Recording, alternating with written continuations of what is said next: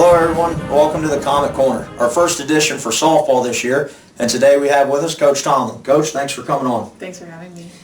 Very exciting times, starting to warm up a little bit outside. Yeah. You ladies have already been rocking and rolling, Yep. and have had some nice wins to start the season. Coach, before we get into, you all starting this spring, I know you had some exhibitions this past fall and were able to get a good look at the team in the fall. And then obviously games started to count this spring. Mm-hmm. Talk a little bit about, what the fall entailed and what you've seen so far that's been good early spring. Yeah. The fall's it's always a lot of fun. It's always tough because, you don't really know what you have. You don't really know, the girls have nerves. You're just not really sure what to expect. Right. And we didn't have the greatest weather this fall. We got rained out 2 of our dates. We actually only ended up playing 2 dates this fall, but we played North Dakota State University, which was a lot of fun. It was fun to get on their facilities and kind of, see everything they have, see the experience. They're a great ball team. So, Yeah. And then we also got the opportunity to play 3 junior colleges in one day, and so it was fun. It was good to get the girls out. It's just fun to play. Softball's always tough because you wait 6-7 months into the school year to finally get to play. So the more we can play, the more we can just get out on the dirt, the better. Right, absolutely. And Coach, starting spring, like I said, you've had some good wins. Dakota Wesleyan, huge one this past weekend, knocking off number 10 in the country, Valley City. And I want to talk about that game specifically. Rival game, ranked number 10 preseason, and such a great win for us this past weekend. But you've had some very close losses. Mm-hmm. Lost a tight one to Dickinson, and battled with Jamestown as well. But some tight games on the winning side and losing side. Yeah. What's kind of the vibe? What have you seen from your ladies this early in the spring?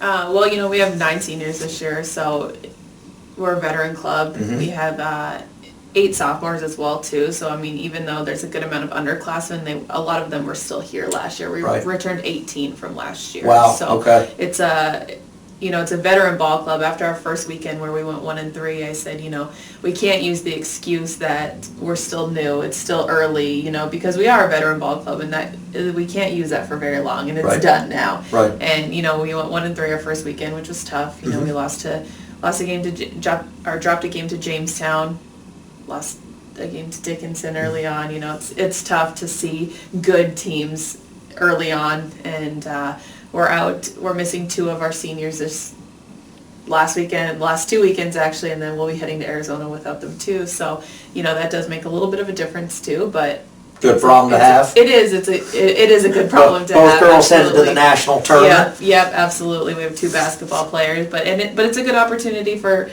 people to step up and get an opportunity to play. Absolutely. So we had 3 sophomores, starting in the infield this past weekend, which is like I said, a good opportunity for them to kind of prove themselves and show themselves. And any of them impress you, Coach, as far as really took bull by the horns and did really well for you? Yeah, absolutely. Brooke Roges out of Brandon, Manitoba, she is filling in the shortstop role, and she's stepped up. Shortstop's not an easy position to step into, for sure. And she's really stepped up. She's hitting 400 right now for us, and just doing a really good job. She's really stepped up in the off season, so it's good to see her for sure. Awesome. Well, Coach, like I said, I want to talk a little bit about that Valley win. Like I said, they were obviously a phenomenal team last year and have a good preseason ranking this year. And you mentioned it, kind of slow start, so to speak, the first weekend, right? Kind of couple ladies missing and that kind of thing. But with that said, you and the ladies really stepped up for that one. Obviously a rivalry game. Yeah. What went into that game, and I'm guessing the ladies were pretty fired up to play Valley. But what went into that game, and how were you able to really come out with a convincing victory?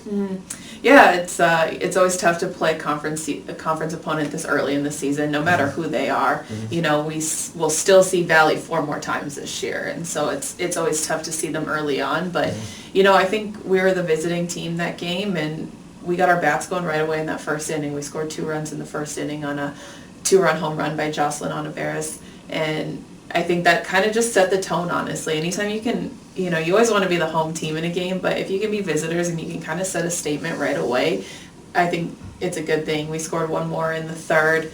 They came back and scored 2 in the third, so it was 3-2. And I don't ever felt like I never felt like we weren't in control in that game. Yeah. We kind of controlled the tempo. We controlled the at bats. We were just in control, even though it was a 3-2 game. I just felt that we were playing a little bit better than they were, and we were just there. Just a little bit more than they were, I guess, if that makes any sense at all. Absolutely. But our bats were there, and it was just a good game, I think, overall. Annika Sieber got the win. She pitched really well. She went all 7 innings for us, kind of gave up a couple in the bottom of the 7th inning. But again, it was they only had 3 runs going into that inning, and we still won 10-5. So I still, when you have a 7-run lead going into the 7th inning, there's a little bit more relaxed. You can focus on outs. You don't have to worry if if there's a run scored early on, which there was, and you can just focus on getting outs and stuff. And so I think we controlled the tempo that whole game, and there were some good at bats, and we hit the ball a lot. I think we had 15 hits in that game. Wow. So it's that's a good thing for us, because our bats were a little bit slow the first weekend out. Yeah. Well, that's good. And Coach, you said a lot of senior leadership this year. Some of the names that really could lead this team to do special things this year, that you're kind of, you bank on all your ladies, but that you're really banking on leading the charge for the spring. Yeah, there's a few. There's a lot, actually. Last year we had Dana Gutierrez and Shea Campbell first team all conference. We had Annika Seaberg second team all conference. Dana Gutierrez was Gold Glove last year as well. So, you look to those 3 and recognition within the conference last year, and they did really, really well. But then you look, and Ty Yamamoto has stepped up huge in the catcher's role for us. And after we lost Jade Ledowski to graduation last year, Ty stepped up a ton in the catcher role. She's hitting the ball hard right now, which is good.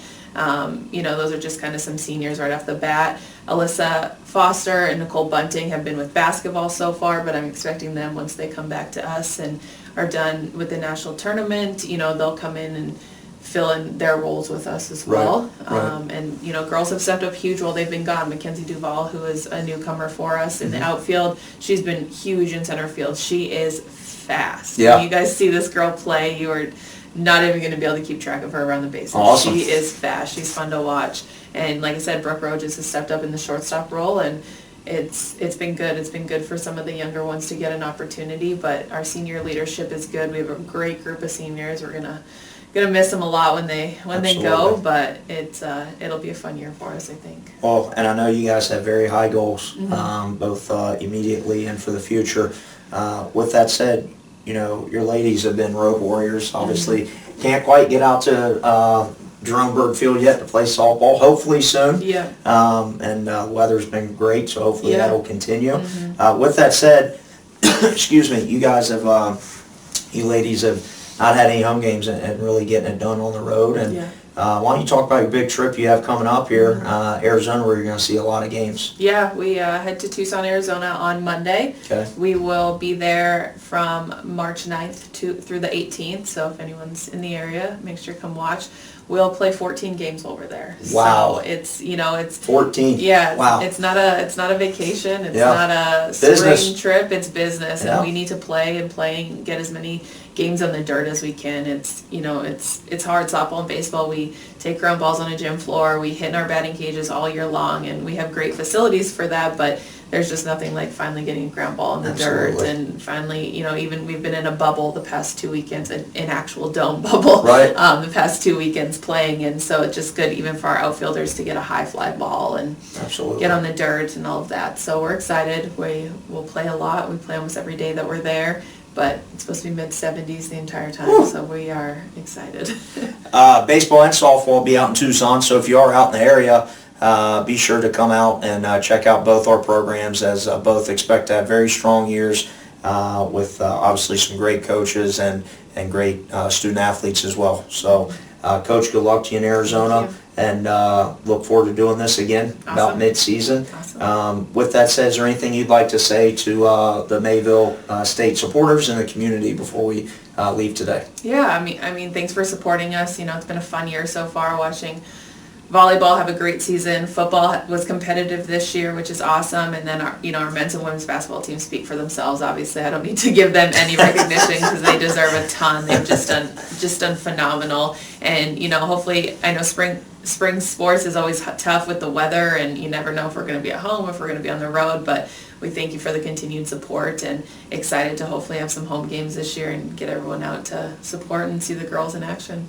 And Coach, one more thing that I want to mention, if you don't mind, is we're starting a softball diamond club, which will be a fundraising arm for our softball program.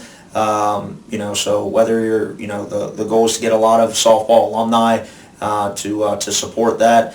Joni Keller, that is a former player, graduate here, is going to be helping Coach Tomlin and I get that off the ground. But whether you're an alumni or not, to support our softball program, a Diamond Club, the flyer is already out, but we're going to really get pushing on that soon, and we're going to have a Diamond Club weekend in April as well. So please be on the lookout for that, and continue to raise funds for our great student athletes to do so much for our university, and to put a competitive and a proud product on the diamond. So Coach, thank you. Look forward to talking to you about that. Appreciate and good luck in Arizona. Thank you. Appreciate it.